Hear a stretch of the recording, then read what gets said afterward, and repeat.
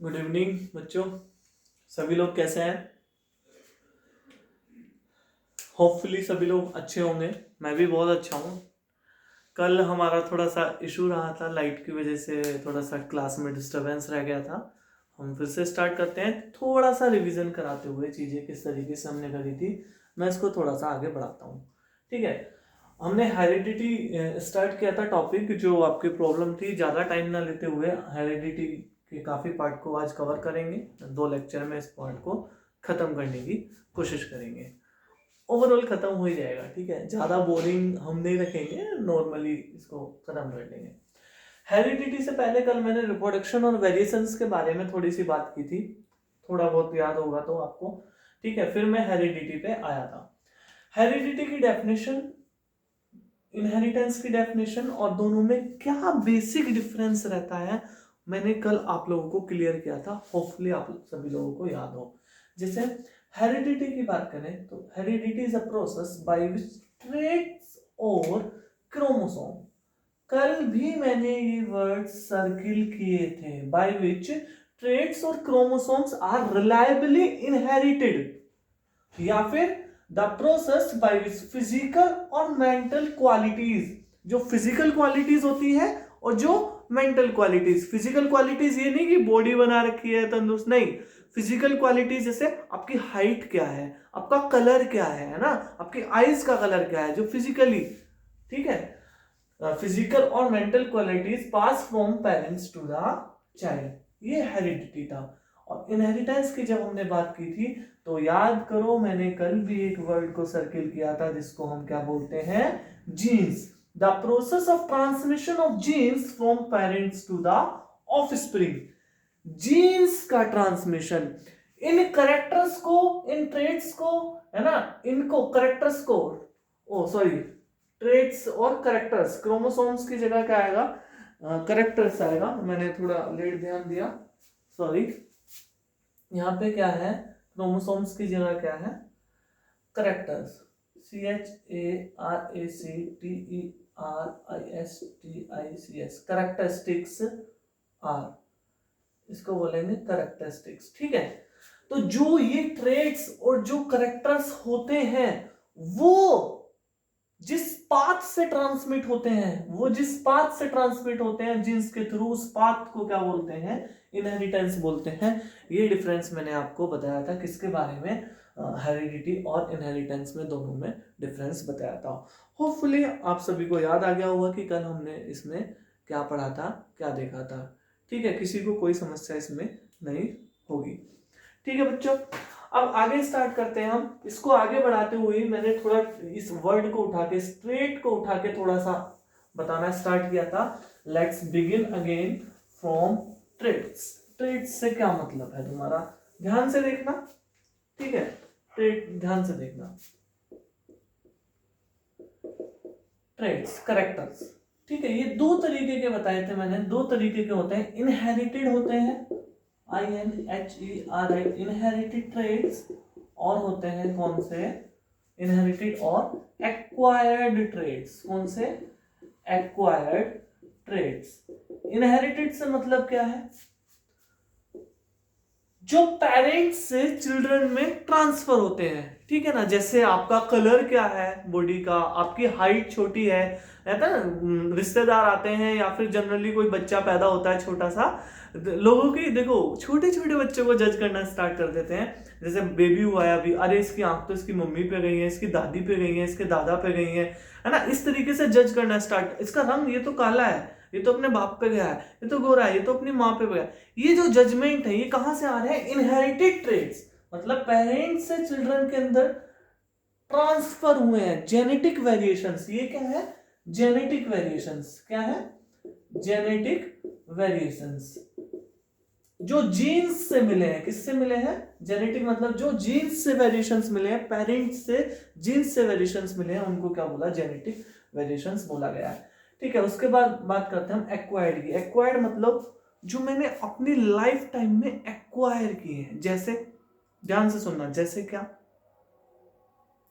ध्यान से सुनना, जैसे हो गया, देखो मैं थोड़ा सा बड़ा हो गया है ना, मैं प्लेइंग में, मैंने क्रिकेट खेलना स्टार्ट करा, मैं क्रिकेट बहुत अच्छा खेल लेता हूँ,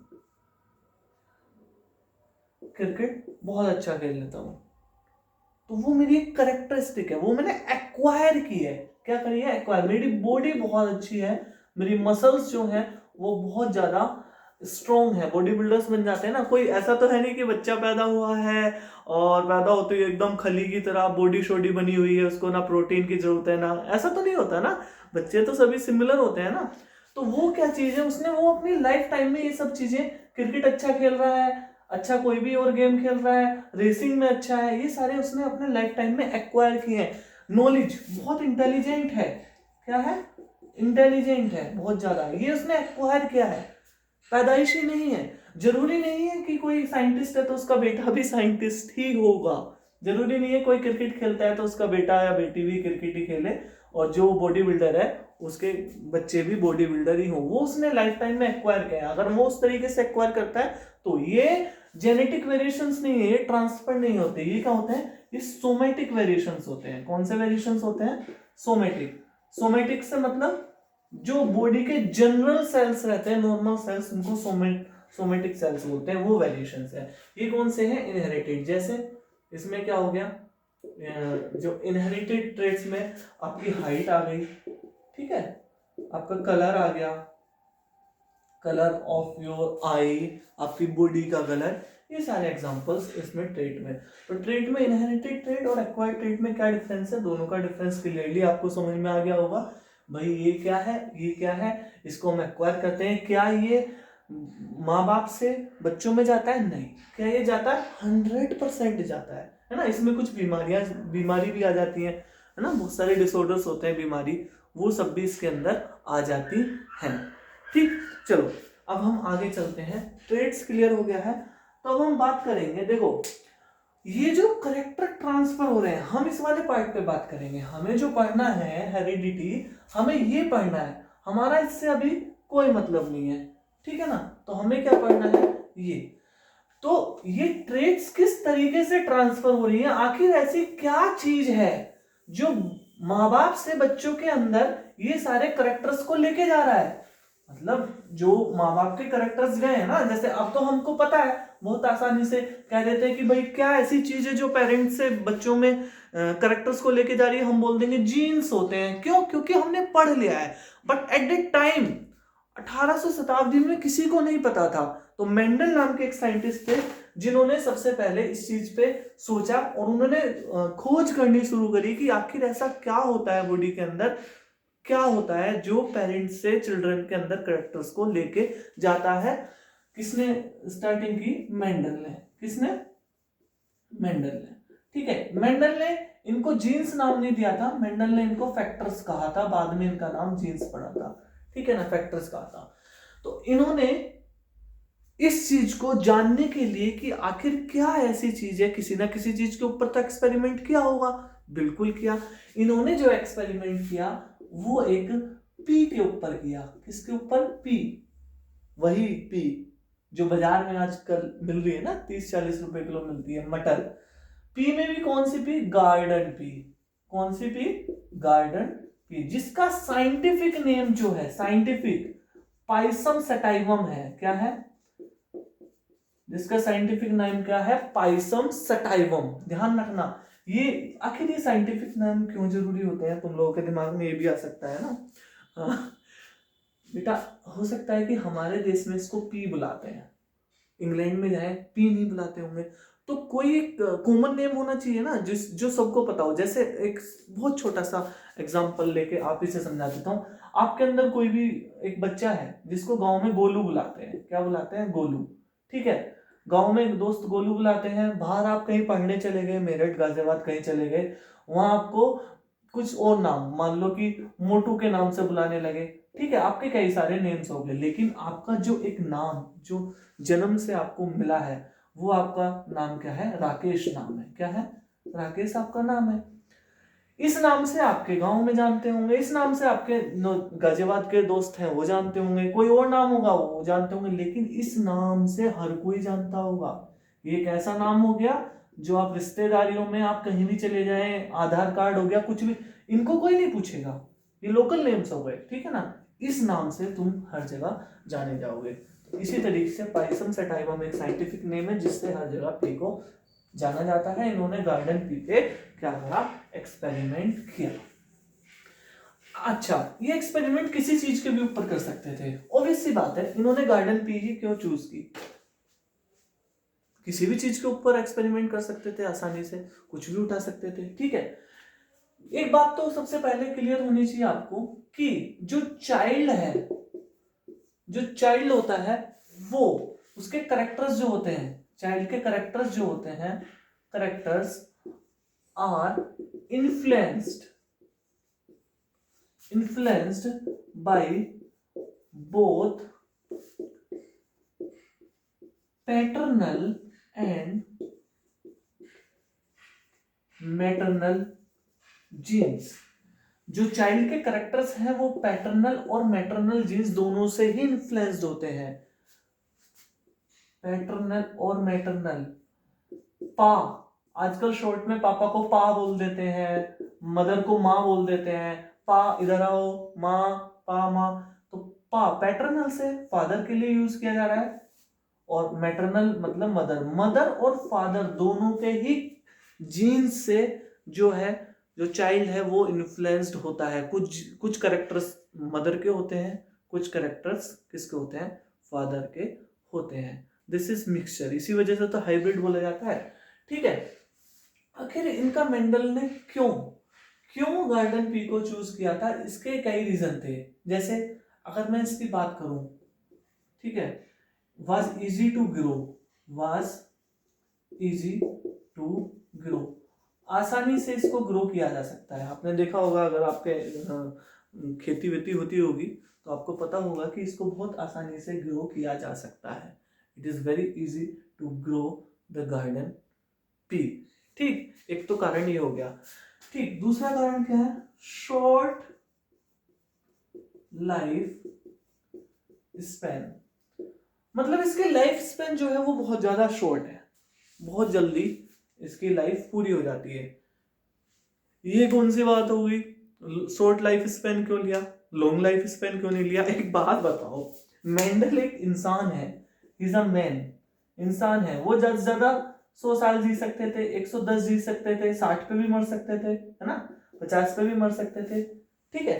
एक बात बताओ, अगर ये ह्यूमन के ऊपर एक्सपेरिमेंट करते या किसी ऐसी चीज के ऊपर एक्सपेरिमेंट करते जिसकी लाइफ स्पैन जो है 10 साल 15 साल होते, तो मुश्किल से 1-2 एक्सपेरिमेंट ही कर पाते, इतने तो ये निपट लेते, मर जाते।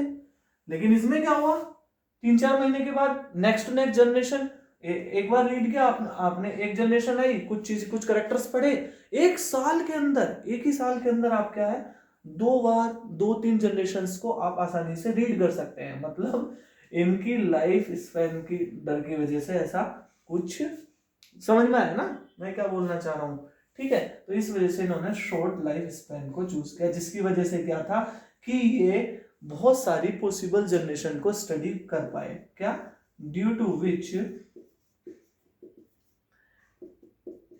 It was possible to study number of generation, जिसकी वजह से क्या, बहुत सारी जनरेशंस को ये स्टडी कर पाए, ठीक है। दूसरा, इसमें करेक्टर्स बहुत थे, हैव 7 पेयर ऑफ करेक्टर्स या ट्रेड्स, बहुत सारे करेक्टर्स या ट्रेड्स जो थे इसके अंदर थे। मतलब आप इसकी शेप के ऊपर बात कर सकते हो, हाइट के ऊपर बात कर सकते हो, है ना, बहुत सारी चीजों के ऊपर। मैं लिख देता हूँ, सारी लिख देता हूँ, मेरे हिसाब से ये तुम्हें समझ में आ गया होगा। एक बार इसे लिख लो, फिर मैं इसको रफ कर देता हूँ, ठीक है। चलो आते हैं, ठीक है। 7 पेयर ऑफ कॉन्ट्रास्टिंग करेक्टर्स को शो करता है, 7 पेयर्स ऑफ कॉन्ट्रास्टिंग करेक्टर्स। चलो मैं पूरा ही लिख देता हूँ, ये थोड़ा नीचे आ रहा है। नेक्स्ट से सारे करेक्टर्स के बारे में थोड़ी सी बात कर लेते हैं, हल्का सा देख लेंगे। उसका फायदा क्या होगा कि आगे जब हम क्रॉस कराएंगे, मोनो हाइब्रिड और डाई हाइब्रिड क्रॉस, तब मेरे को ये काम आएंगे, ठीक है ना। अब इसका फायदा क्या होगा, बहुत फायदा होगा, देखो, है ना। It showed 7 pair of contrasting, it shows 7 pair of contrasting contrasting, ठीक है, 7 पेयर ऑफ कॉन्ट्रास्टिंग कैरेक्टर्स को ये शो करता है। इतनी बात समझ में आई। अब इसमें कौन कौन से हैं 7 पेयर, उनके नाम लिख लीजिए। हो सकता है कि एग्जाम में आपसे पूछे जा सकते हैं ना, एक बार देख लीजिए।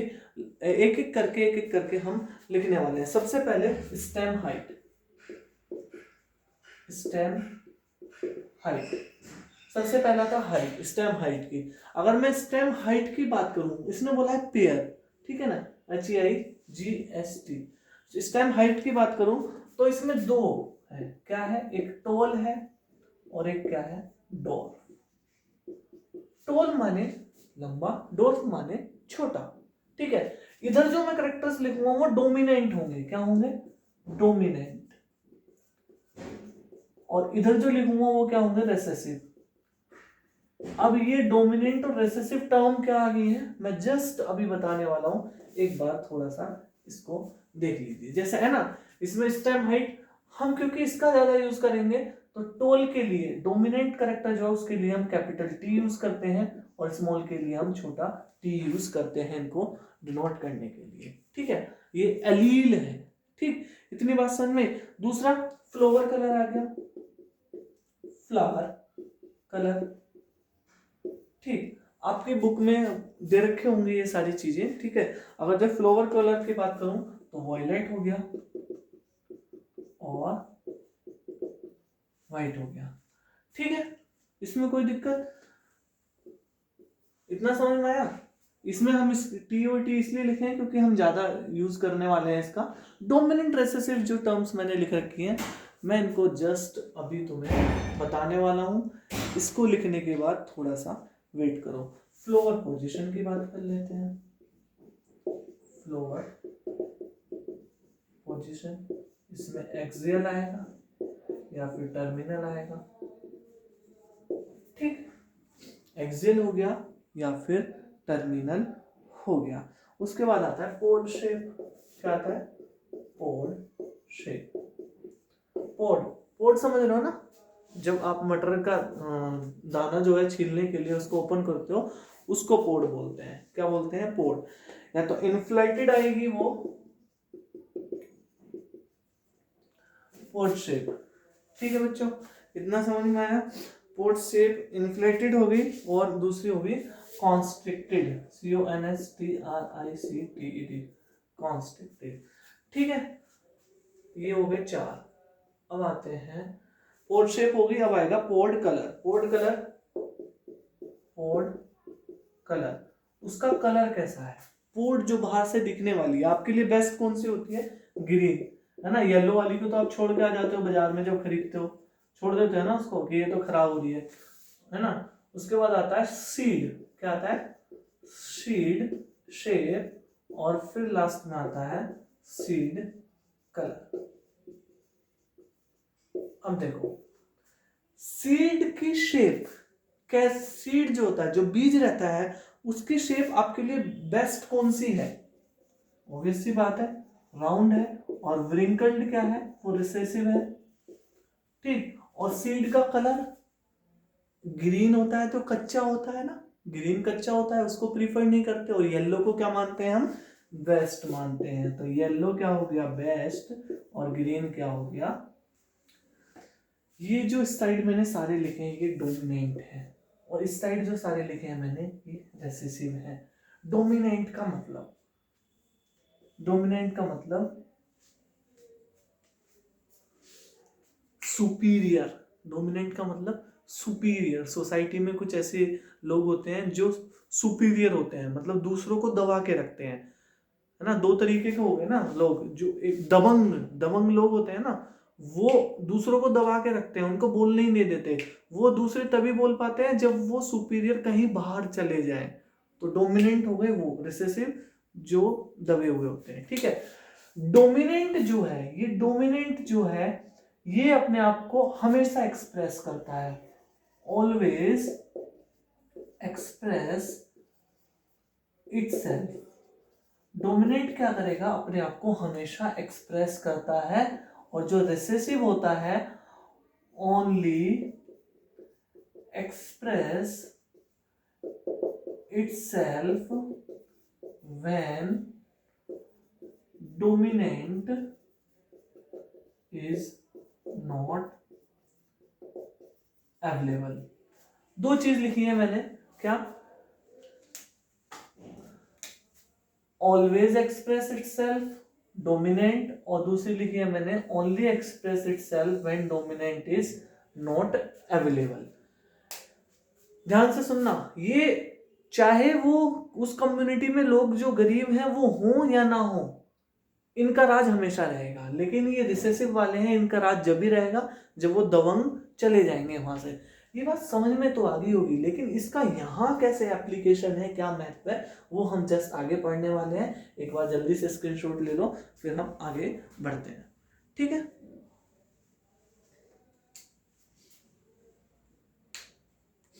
चलो मैं इसको रफ कर देता हूं, हम आगे बढ़ते हैं। इस चीज को लिखा रहने दूंगा जो मैंने लिखा है, ठीक है भाई। देखो ध्यान से सुनना, मैंने हाइट के रिगार्डिंग जो लिखाए थे, स्टेम हाइट के रिगार्डिंग जो लिखाया था मैंने, वो टोल और डॉर्फ करके लिखाया था। टोल में मैंने कैपिटल टी यूज किया था, डॉर्फ में मैंने स्मॉल टी यूज किया था, ठीक है। देखो ये अलग अलग है, ये अलग अलग गैमेट्स हैं, ठीक। टी टी एक हो गया, टी टी मान लो कि ये मेल है और ये फीमेल गैमेट्स है, ये मेल गैमेट्स है, ये फीमेल है, मतलब ये मेल हो गया, ये फीमेल हो गया। या फिर ये टॉल है, ये टॉल प्लांट है, ये डॉर्फ, डॉर्फ या फिर स्मॉल लिख लो, डॉर्फ, ठीक। देखो ये जब भी होगा, किसी के साथ भी होगा, तो ये अपने आप को एक्सप्रेस करेगा। अगर इसके हम गैमेट बनाए टी टी ऐसे, तो भी ये टॉल ही होगा, ठीक है। इसके सारे गैमेट्स जो बनेंगे टीटी करके ही बनेंगे, ये सब क्या होंगे, टोल होंगे। तो देख रहे हो यहाँ पे जो देख रहे हो तुम, हम है तो दोनों अवेलेबल, छोटा टी भी और कैपिटल टी दोनों अवेलेबल है, लेकिन अपने आप को एक्सप्रेस कौन कर रहा है, बड़ा वाला, क्योंकि इसको फर्क नहीं पड़ता छोटा है या नहीं है, बट ये अपने आप को एक्सप्रेस करेगा। ये अपने आप को कब एक्सप्रेस करेगा, जब ये दोनों ही स्मॉल होंगे, सिर्फ और सिर्फ रेसेसिव छोटे वाले ही होंगे, तभी हमारा प्लांट जो होगा वो स्मॉल होगा, उसकी स्टेम क्या होगी, स्मॉल होगी, ठीक। इतनी सी बात है। अब इस पे कुछ जनरल टर्म्स आने वाली हैं, जिनके थोड़ा सा डिस्कशन कर लेते हैं। जनरल टर्म्स को पढ़ने के बाद मोनोहाइब्रिड क्रॉस पे आएंगे हम लोग। General terms, phenotype. General terms में सबसे पहले है phenotype, PHENOTYP, phenotype. Phenotypic ratio, genotypic ratio तुमने मोनोहाइब्रिड डाइहाइब्रिड में पढ़ा होगा। आखिर ये क्या है, उसको it represent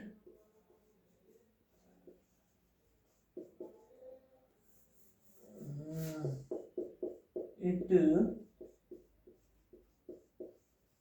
represents physical appearance।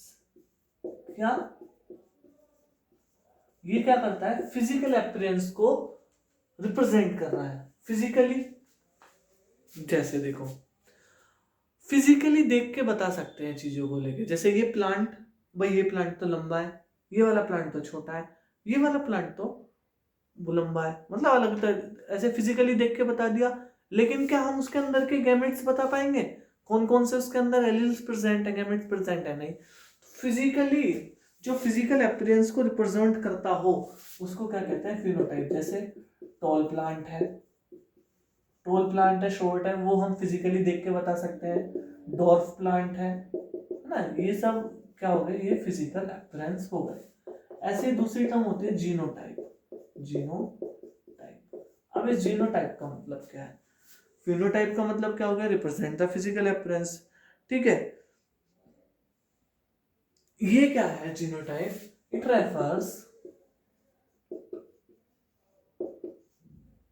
to the genetic code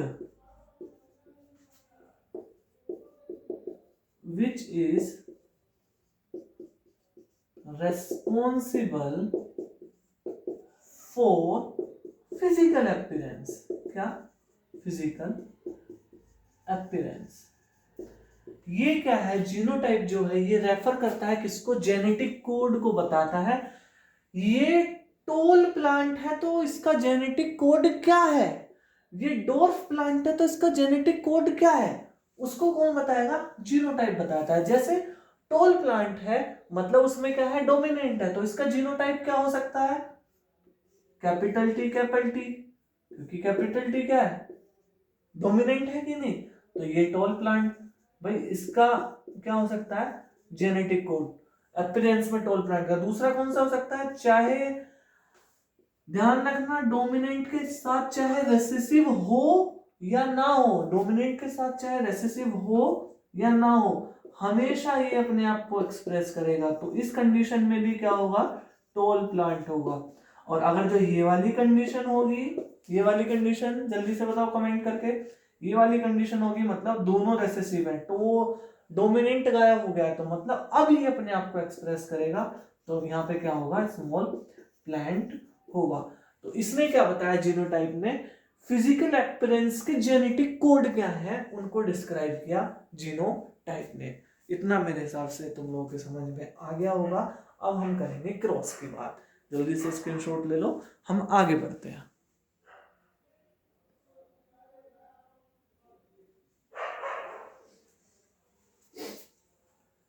ठीक है, चलो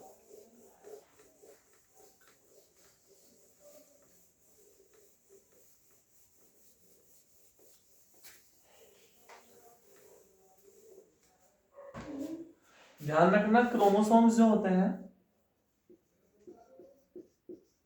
क्रोमोसोम्स पेयर में होते हैं, क्रोमोसोम्स पेयर में होते हैं, ठीक है। और गैमेट बनाएंगे तो क्या करेंगे? वो रिड्यूस हो जाएंगे। उसी रिगार्डिंग उसी को ध्यान में रखते हुए हम आगे बढ़ेंगे। अब हमें क्या बढ़ना है? इन चीजों को फिनोटाइप जीनोटाइप और इनको करेक्टर्स वरेक्टर्स को लेके जैसे उसने स्टडी की मेंडल ने, तो मेंडल ने अपनी स्टडी करते हुए किस तरीके से क्रॉसिंग की। तो सबसे पहले हम उसमें पढ़ते हैं मोनोहाइब्रिड क्रॉस। क्या पढ़ते हैं? Mono hybrid cross. मोनो मतलब एक करेक्टर को लेके क्रॉस कराना, एक करेक्टर को लेके, सिर्फ एक ही करेक्टर को लेके। अगर स्टेम हाइट है तो स्टेम हाइट को लेके ही हम बात करेंगे। अगर सीड कलर है तो सीड कलर को लेके ही हम क्रॉस करेंगे। अगर पोड शेप है तो पोड शेप को लेके ही बात करेंगे। ऐसा नहीं है कि हम ये दोनों साथ ले लें या ये दोनों साथ ले लें, हम ऐसा नहीं कर सकते। हम सिर्फ किसी एक पे ही बात करेंगे। इसी को मोनोहाइब्रिड क्रॉस बोलते हैं, ठीक है। मोनोहाइब्रिड क्रॉस ध्यान से सुनना। मोनोहाइब्रिड क्रॉस में क्या हुआ? उन्होंने स्टेम हाइट को लेके बात की, ठीक। उन्होंने स्टेम हाइट दो होते हैं हमारे पास, एक तो टोल होता है और एक क्या होता है? डॉर्फ होता है, ठीक है। करेक्टर तो एक ही है ना भाई, एक ही करेक्टर है, ठीक। तो उन्होंने किसको लेके बात करी? इन दोनों को लेके बात की। ये टॉल और ये क्या है? Dwarf. Tall dwarf, tall dwarf, tall dwarf. ये किसको रिप्रेजेंट कर रहा है? टॉल को। ये किसको रिप्रेजेंट कर रहा है? डॉर्फ को, ठीक है। अब इन्होंने क्या करा? ये पेरेंट है, क्या है? पेरेंट, पेरेंट्स है, ठीक।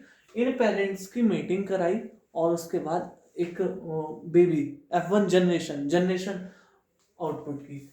जब भी क्रॉसिंग कराएंगे ध्यान रखना, हम इसकी क्रॉसिंग इन दोनों में कराएंगे एक बार, पहले इसमें फिर इसमें, ठीक है। जैसे पहले इसकी क्रॉसिंग छोटे वाले टी से, कैपिटल टी और स्मॉल टी आ गया। फिर से इसकी दूसरे वाले में कैपिटल टी स्मॉल टी आ गया। इसमें हो गई, ये वाला पोर्शन पूरा हो गया। अब फिर हम इसकी क्रॉसिंग कराएंगे इसमें और फिर कराएंगे इसमें दोनों की क्रॉसिंग, दोनों में capital T small T, capital T small T.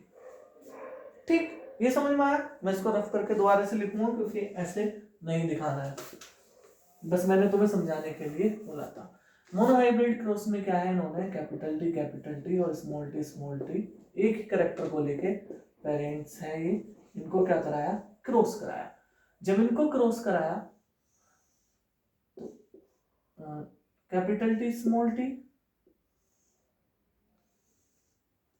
Capital T small T, capital T small T, capital T small T, ये क्या मिली हमें, F1 जनरेशन मिली। इसको क्या बोलते हैं, F1 जनरेशन, पहली जनरेशन।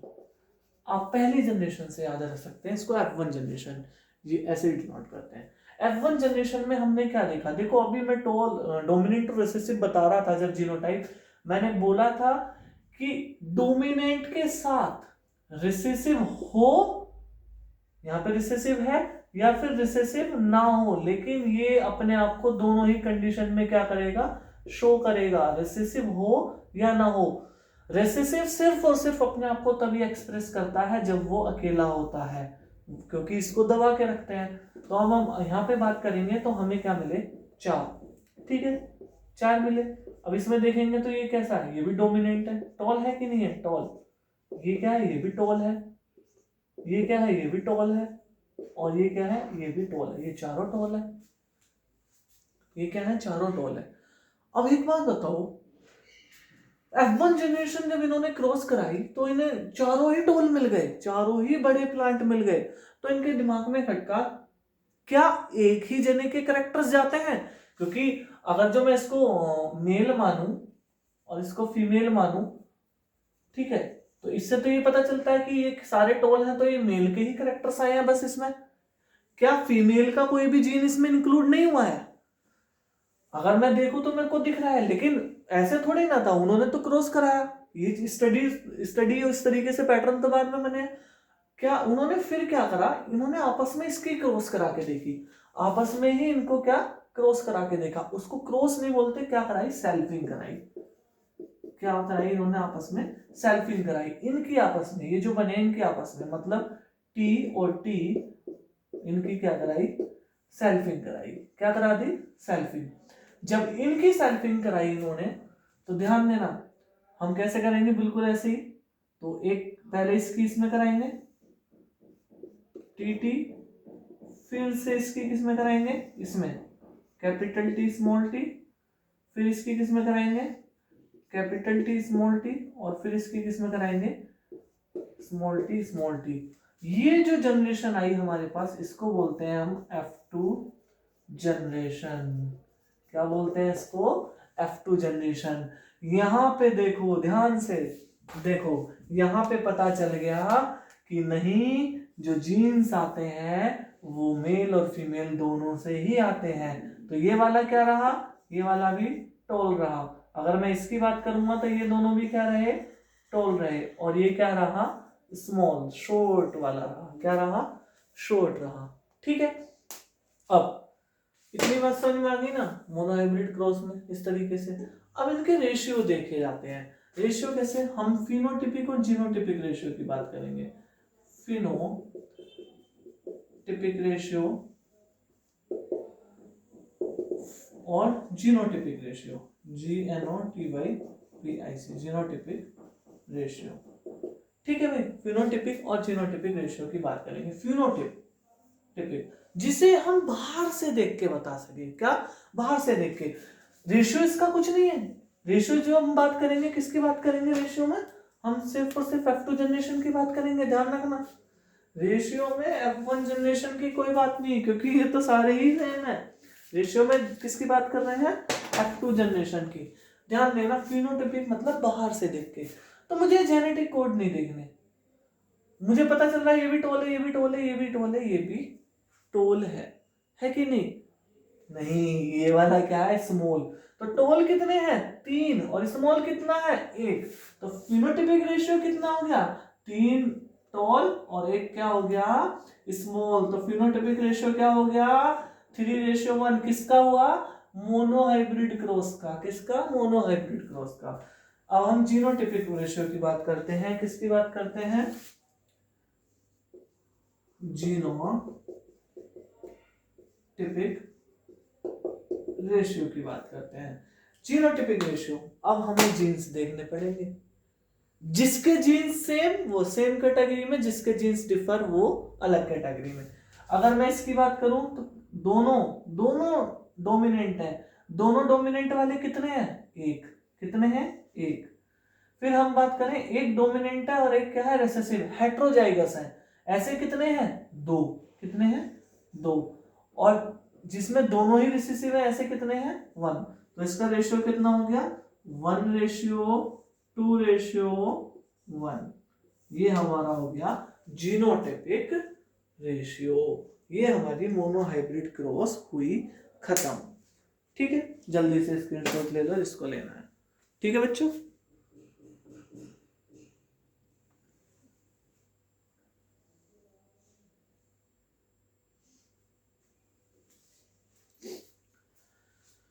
ठीक है, देखो इसको ध्यान से देखना, इस लेक्चर को। कुछ डाउट रहे इसमें तो मुझे कल बताना, कमेंट सेक्शन में कर देना, मैं इनको क्लियर करूंगा। कल हम पढ़ने वाले हैं डाई हाइब्रिड क्रॉस और सेक्स डिटर्मिनेशन। दो चीज कवर करेंगे। इन दोनों को कवर करने के बाद ऑलमोस्ट हेरिडिटी टॉपिक जो है तुम्हारा खत्म है। मेरे हिसाब से कोई भी डाउट नहीं बचेगा। जो क्वेश्चंस रहेंगे उनको लगा के देखना। कुछ क्वेश्चन ऐसे रहेंगे जिन्हें मैं खुद बोर्ड पे कराऊंगा, तो तुम्हारे वो क्लियर हो जाएंगे, अच्छे तरीके से तुम कर पाओगे। ठीक है, कल मिलते हैं। वीडियो अपलोड करूंगा मैं, जरूर देखना। ठीक है, कल मिलते हैं। Have nice day.